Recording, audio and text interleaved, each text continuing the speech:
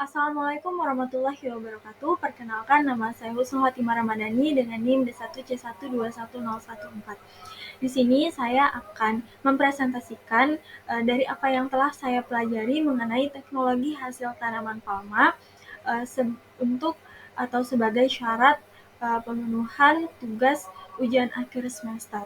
Dan pada kesempatan ini, saya akan membahas potensi 3 komoditas tanaman palma, yaitu pinang, nipah, dan jernang.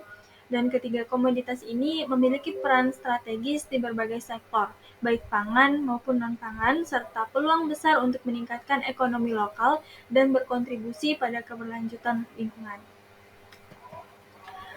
Untuk materi yang akan saya bahas pertama itu adalah pinang.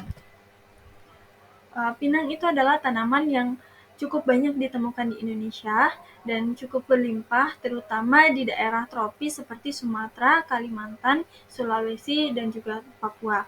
Tumbuhan ini sangat mudah tumbuh di daerah dataran rendah dan memiliki siklus panen yang stabil. Buah pinang sudah dikenal luas dan menjadi salah satu komoditi ekspor utama ke negara-negara seperti India, Pakistan, dan Bangladesh.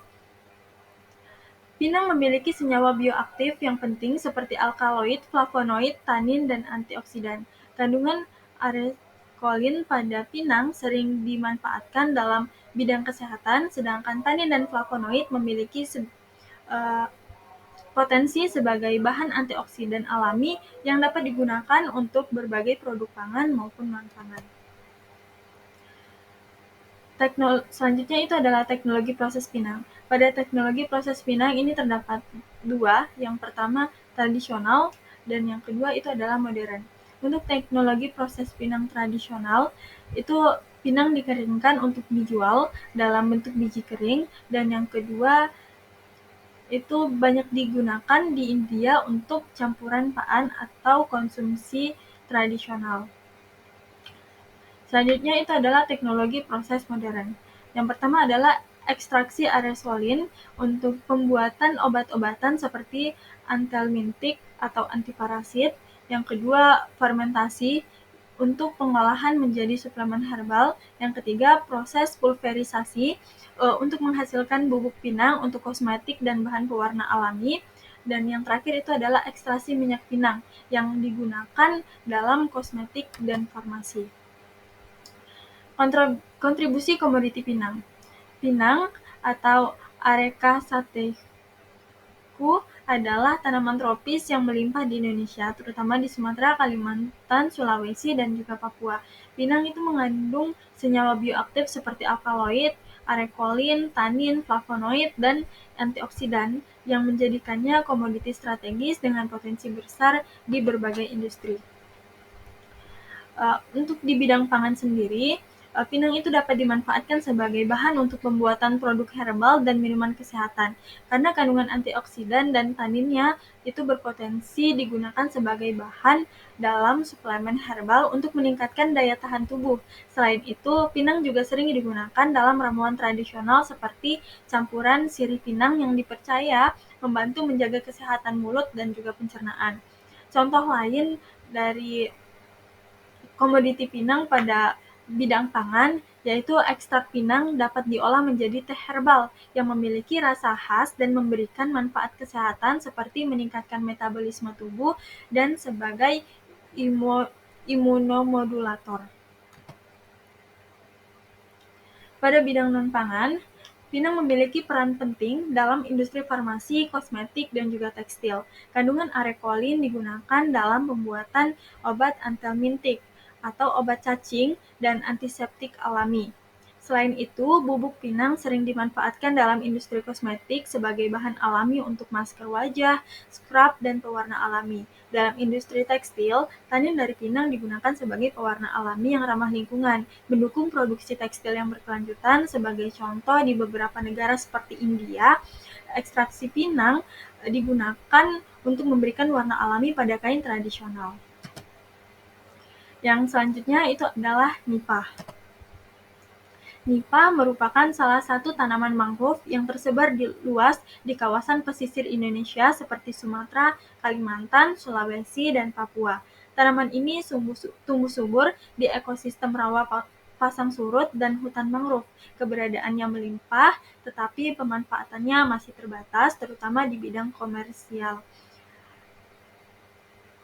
Nira nipah itu kaya akan gula alami seperti sukrosa, glukosa, dan fruktosa, sehingga memiliki potensi besar sebagai bahan pemanis. Daunnya mengandung serat yang kuat dan juga fleksibel, yang sangat cocok untuk bahan kerajinan tangan. Batang dan akar nipah mengandung lignoselulosa yang dapat dimanfaatkan untuk produksi bioenergi. Teknologi proses pada nipah. Yang pertama itu ada fermentasi nira. Nira diproses untuk menghasilkan bioetanol yang dapat digunakan sebagai bahan bakar ramah lingkungan. Yang kedua, ekstraksi gula. Proses pemisahan gula alami dari nira dilakukan untuk menghasilkan gula cair yang digunakan sebagai pemanis alternatif.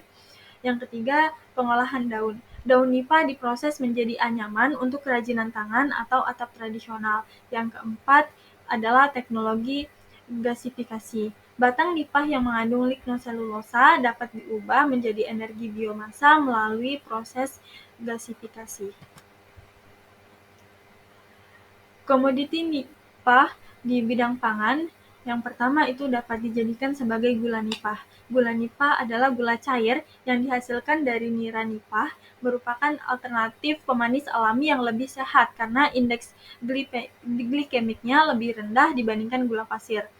Sirup dan minuman tradisional. Nira nipah dapat diolah menjadi sirup, cuka nipah, atau minuman fermentasi tradisional yang menyegarkan dan menyehatkan.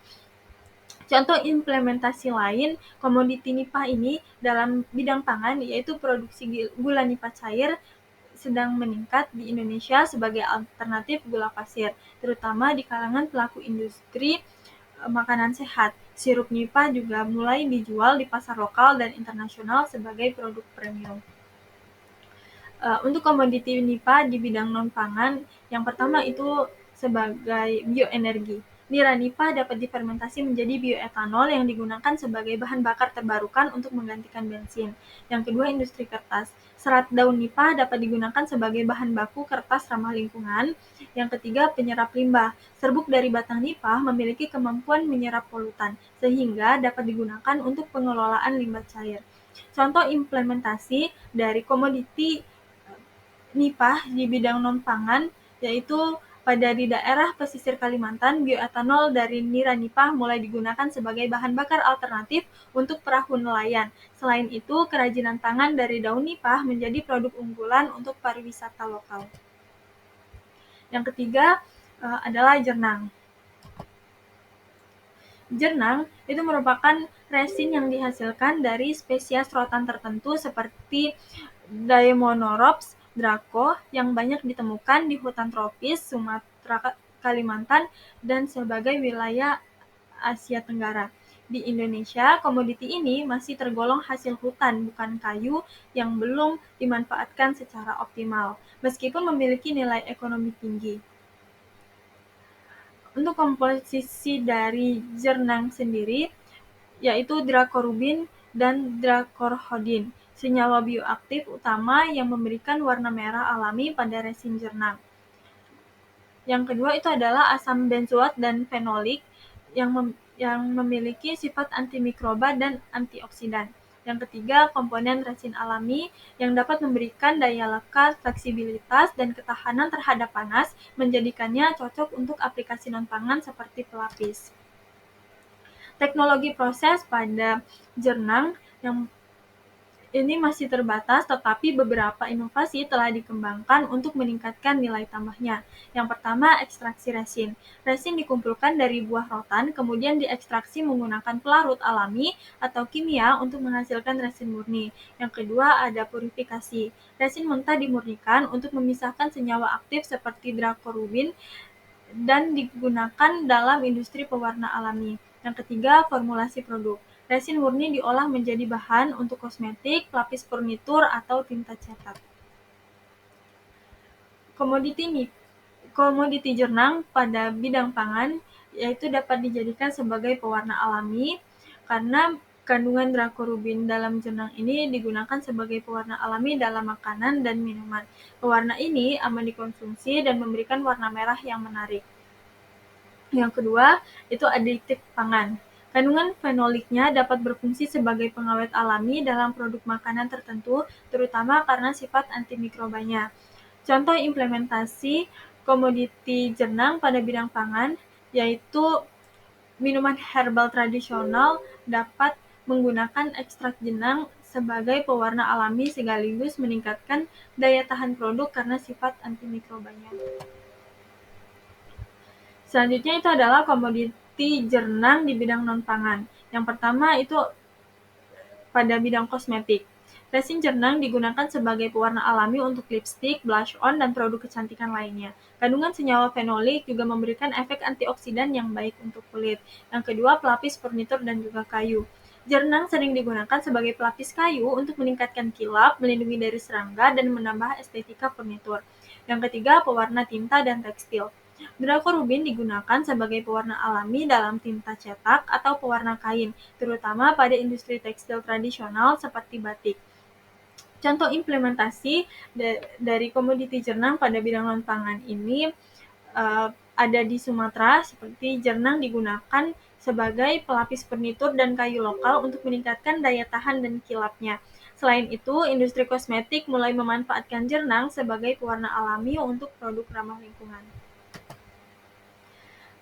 Terdapat kendala dan tantangan dalam komoditi jenang ini.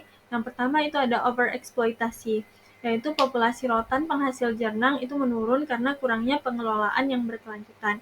Yang kedua, teknologi yang terbatas. Pemanfaatan resin jenang masih tergantung pada metode tradisional sehingga nilai tambahnya belum optimal. Dan yang ketiga, pasar yang terbatas. Pengetahuan tentang manfaat dan potensi jenang belum tersebar luas sehingga pasar komoditi ini masih terbatas pada sektor tertentu.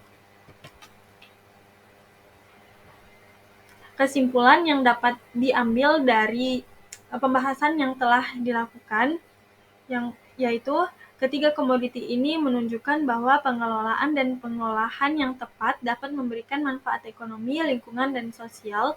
Dengan inovasi teknologi, pinang, jenang, dan juga nipah dapat menjadi komoditi unggulan yang mendukung perekonomian lokal dan bersaing di pasar global. Sekian presentasi dari saya. Diharapkan materi yang saya berikan itu dapat bermanfaat untuk pemanfaatan teknologi hasil tanaman palma ke depannya. Terima kasih. Wassalamualaikum warahmatullahi wabarakatuh.